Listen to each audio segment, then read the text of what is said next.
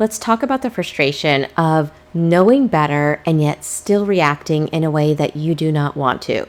In this video, we're going to discuss how our knowledge about trauma is one thing and our application of knowledge is a completely separate thing, and how sometimes getting the two of those things on the same page is so challenging. At the end of the video, I'm going to give you an exercise that can start helping you to help your mind and your body to work together. So if you've ever been in a situation where you finally learned about trauma symptoms, and you're like, oh, I do this, I have this, now I know. So now that I know, the next time I'm in that situation, I'm going to do things differently.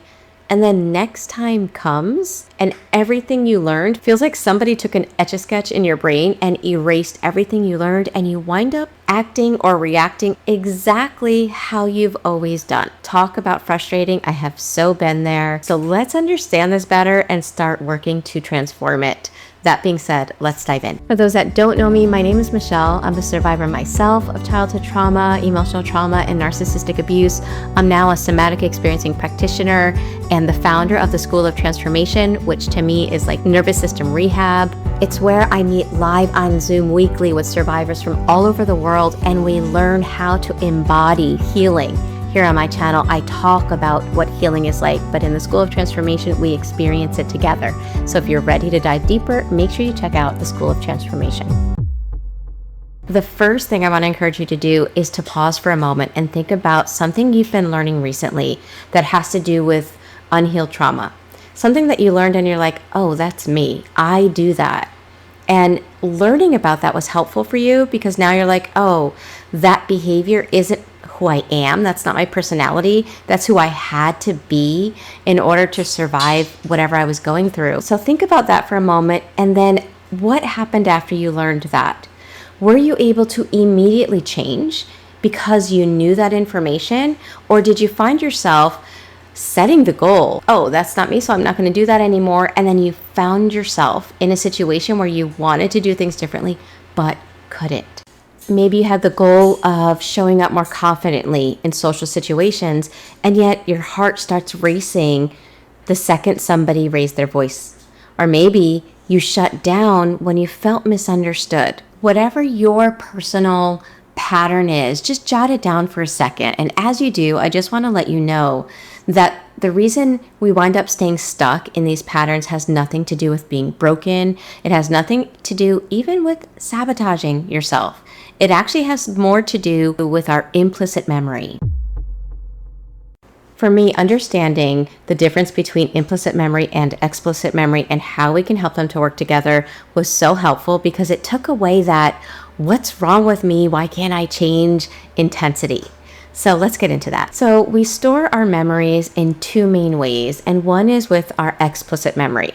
That's the kind of memory that we usually think of when we hear the word memory. It's conscious, it's verbal, it has to do with facts, it has to do with logic. There's a timestamp with our explicit memory. For example, I know how long ago I graduated high school. As much as it feels like it was yesterday, I very clearly, easily know that it was not yesterday. So our explicit memory is like a library of stories, dates, and facts. We can easily pull up the memories that are explicit and explain them, and they make sense. Sounds pretty easy and straightforward. The problem is that trauma rarely gets stored in our explicit memory. Trauma gets stored in our implicit memory. And this type of memory doesn't use language, words, or logic. In fact, it doesn't even need time. There is no timestamp with the memories that get stored in our implicit memory, which means when the body gets reminded of a memory that's in its implicit memory because of something in our environment. It could be a sound, it could be a facial expression, it could be a place, it could be a specific person. That external stimuli reminds the body of that memory, and then the body thinks it's happening right now because there's no timestamp. So just to give some context to that, imagine if you were a child, 6 years old, and every single time you were emotional and you cried, maybe your caregiver either got extremely angry and aggressive with you, or they completely ignored you. Being that young, our explicit memory may not remember that. We may not have a memory of those times, and especially if it was even younger than 6 years old. We might look back on our childhood and be like, everything was great, everything was fine, or it wasn't as bad as what other people had, right? Because we don't have all those details, we can't remember. And so it's easy to do that when we're just considering our explicit memory. Now, I'm not saying that we should go hunting and looking for problems in our childhood that we don't remember. That's not the point.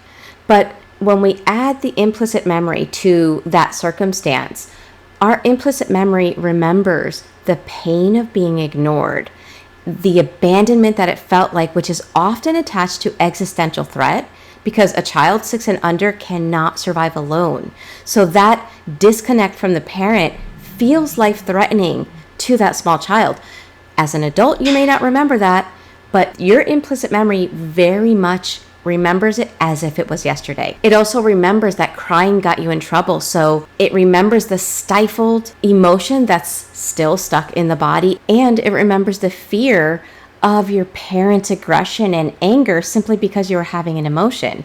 So your implicit memory remembers all of that as if it happened yesterday. And so fast forward 30 years, you're no longer that small child, and yet you notice something happens in your body every single time you get emotional. You either get this very harsh inner critic that's like, don't feel, you're being ridiculous, you're being too much, I can't believe you're getting emotional over this, and it's attacking you for feeling the way you're feeling, which is the internalized anger of your parent. Or you wind up feeling very numb and disconnected because your body has downloaded from childhood a survival app that says emotions are dangerous.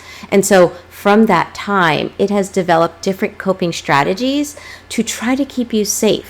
And it's still running in the background of your life, even if your caregivers are nowhere around, even if you are learning, I'm allowed to feel my feelings, those programs are still running in the background of your life, and they have so much power. Now, I know with myself, it was so validating and helpful to finally learn that all of these coping skills and strange body sensations, learning that they weren't who I really was as a person, but rather who I had to be because of the trauma. It was so helpful to learn that. And so then I set out to be different, or not different, but to be the real me. And then I felt like I was just picking myself up and slamming myself against a brick wall all the time, because I would learn it, try to act in a different way. Sometimes I would experience a little bit of a shift, but then I'd be back at square one all over again. And it felt like a never-ending loop. And the reason has to do with the fact that we cannot learn and intellectualize our way back to our authentic self. Nor can we try to force the change by just thinking differently alone. Here's what neuroscience helps us to understand when it comes to just using positive thinking when we're trying to change. Our logic and our words are in our explicit memory, right? And so that's the outer part of our brain, or the cortical regions of our brain. Our implicit memory is subcortical, or it's beneath that. And information doesn't flow down, it flows up. So what that means is that our body and our brainstem, which is where implicit memory lives, they receive and react before our logical brain ever even gets the memo.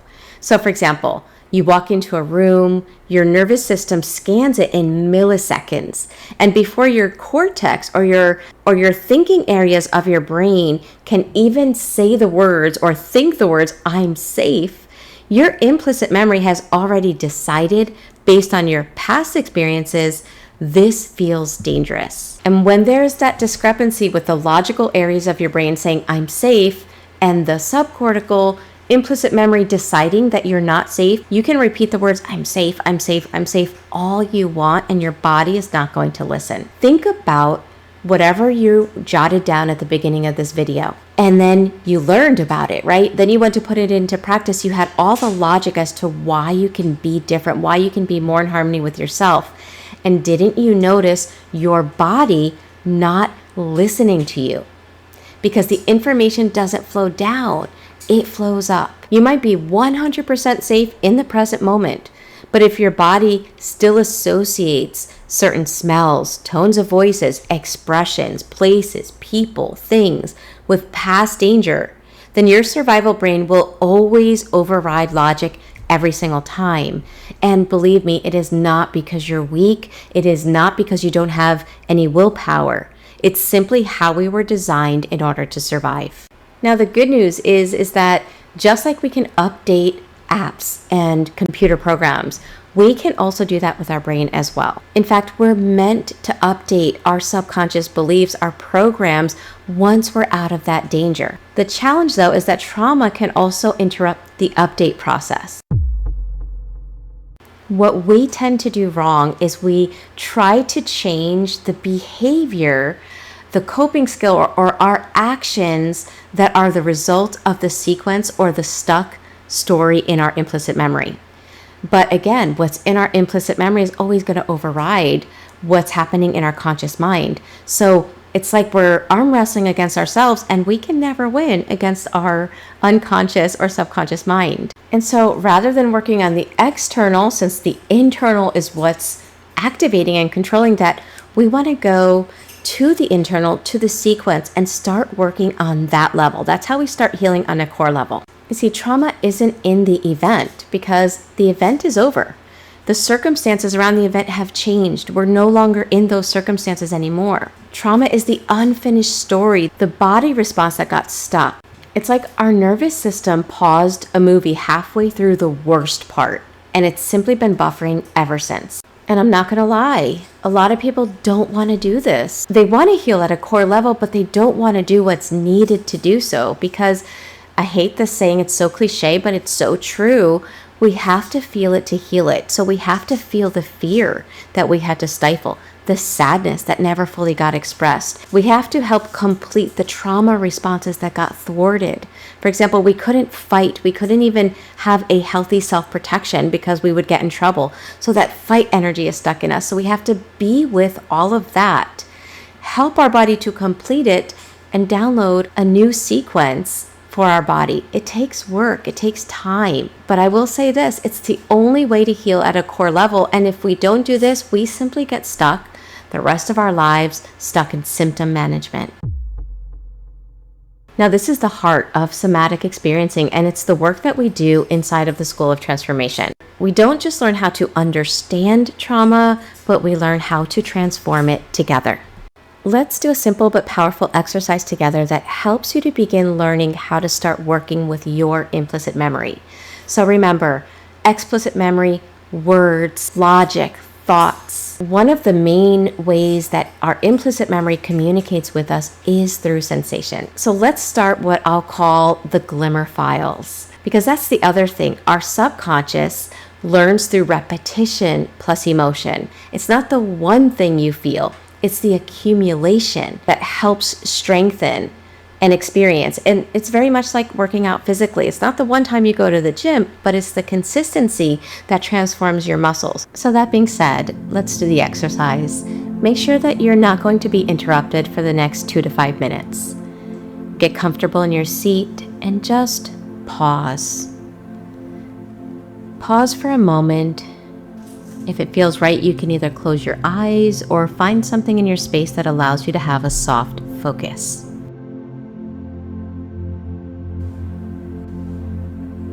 Notice the air on your skin, seeing if it's either warm or cool, and gently bring your awareness to your body without trying to change anything, just noticing what is. Notice different areas that are still.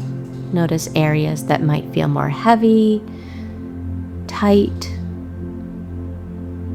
Just observing without judgment. And now recall a glimmer or a micro moment. It doesn't matter how small, but any moment in time when you felt calm, safe, or connected.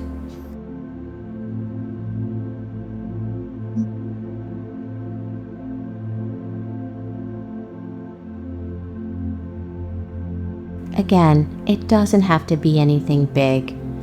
It could be the sun on your face yesterday, or the way a friend smiled, or the peace you experienced when you were alone drinking your coffee this morning. but really allow yourself to almost relive that moment. And see if you can feel the calm right now, just by reliving it.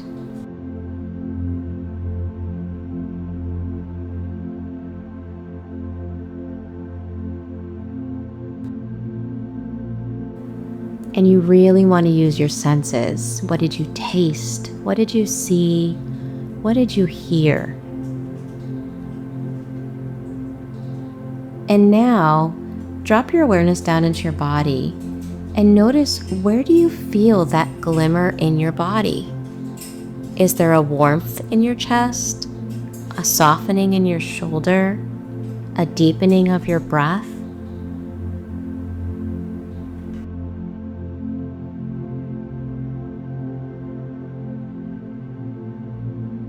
Really notice it. This is how we help our nervous system to taste safety. So see if you can breathe with it. Stay here for 30 seconds, allowing your body to relearn that this moment, this sensation is safe.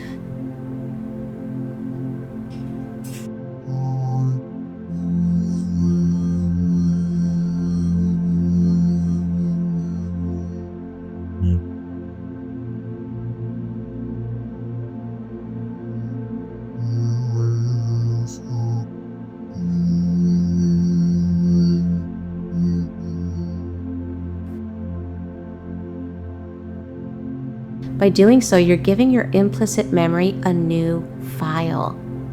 It's small, but this is how we rewire from the bottom up. If it feels comfortable, let me know in the comments below what you experienced. And remember to be patient with yourself as you're doing this work. This work takes time. It takes gentleness. It takes guidance and practice. And remember, true healing isn't just about insight and knowledge and learning. It's about embodiment. So if you're ready to stop reliving the past and start creating new patterns from the inside out, come check out our live weekly Zoom meetings.